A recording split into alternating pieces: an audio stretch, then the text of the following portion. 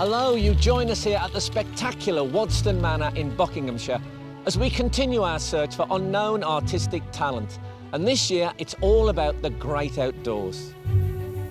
In just a moment, 8 artists will have just 4 hours to paint, etch or sketch one of this estate's most impressive views for 3 exacting judges. So sit back and get ready to enjoy some outstanding art. This is Sky Arts Landscape Artist of the Year. In our search to find the next great landscape artist, we've teamed up with the National Trust, and they're letting us set up home in some of their most magnificent properties. Thousands applied, but only the best have been chosen to come and paint some of the country's most spectacular views. I'm feeling happy and quite jolly, and I'm really enjoying it. Yes, that's fantastic. Well, it's a start. They're competing for a £10,000 commission to paint the view of Flatford in Suffolk, one of the jewels in the National Trust crown, which will become part of the Mill's permanent collection. Until someone says stop, I'm going to keep going. Today, another 8 have come to Wadston Manor to prove themselves. I think it'd be good to maybe just do that square foot of grass over there. And it's not just our judges they'll need to impress. Raymond Tissot used to live at Wadston Manor, and he'll be choosing his favourite to take home. I'd like to keep quite a few of them. And there's a twist. 50 more artists from all over the British Isles have joined them on a first-come, first-served basis to try their luck as a wild card. I'm just moved by the community of artists working. It's really, really nice. But with the challenges of painting outside... Oh, the sky is just going, it's just so changeable. Who will judges Kate Bryan, Tai-Shan Schierenberg and Kathleen Soriano She's created something that looks like the house out of Psycho. put through to the semi-final? I feel like I could do another 2 hours extra.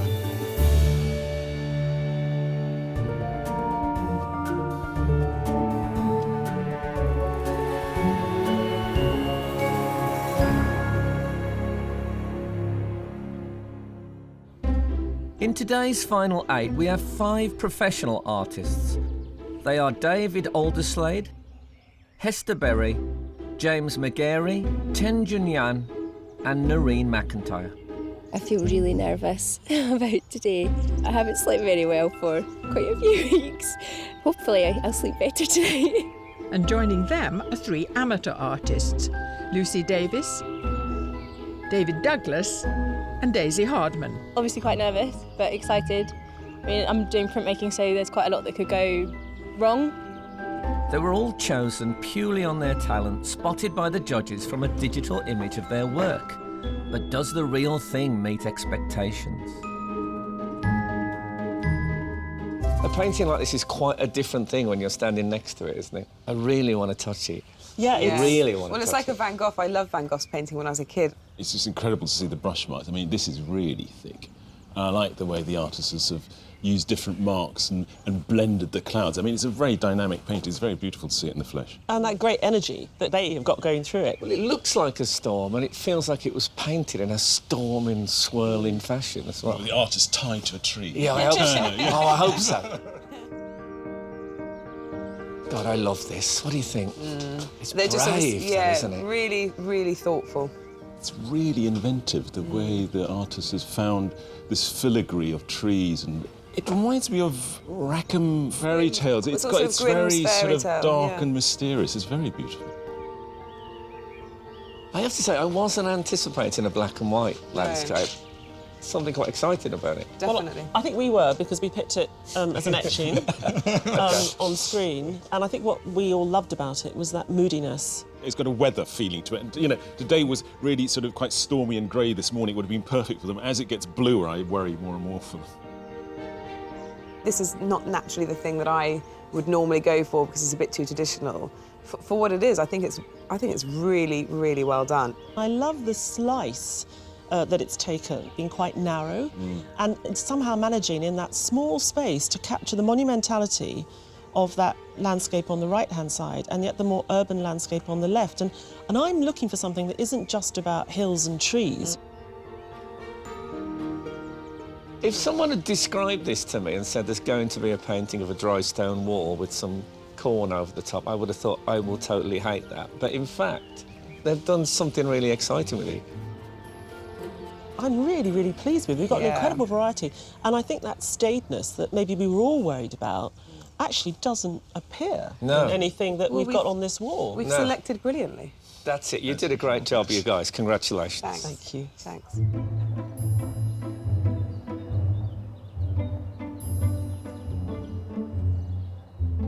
The artists usually choose their own view, but today the judges want to see how they tackle the impressive Wadston Manor. Inspired by a French chateau, will the artists attempt its intricate turrets, its many sculptures, or its cultivated gardens? It's coming together in my head exactly what elements of the building I'm going to use and what trees I'm going to move to the left or to the right and what statues I'm going to put in or take away. I think I'm going to go portrait. I know it's landscape and it's that radical. James McGarry is a professional artist from Cleveland. His acrylic landscape is of Stays, a small fishing village in North Yorkshire. He was inspired to paint the view on seeing the smoke and light falling across the water. I just want to start, and it's... I've got butterflies, it's a strange thing.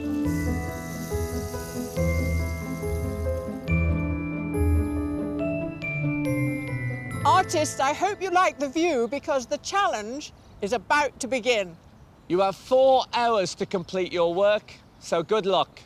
Your time starts now.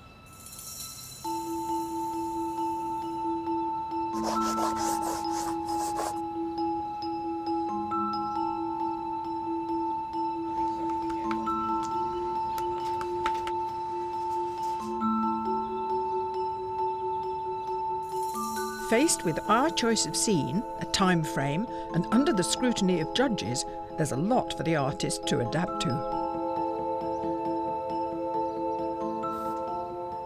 What's the main challenge for you today?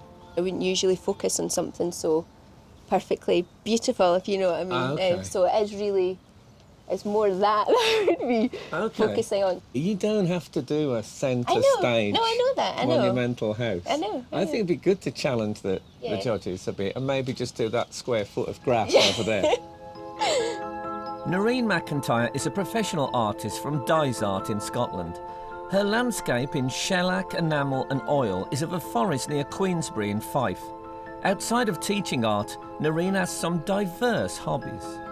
You pump iron, is that right? Oh, don't say that. Oh, what? Don't. No, I don't. You lift dead weights, don't you? I lift, yeah, or I used to do a lot more than I do. Yeah, no, I'm interested. I like the idea of the muscular artist.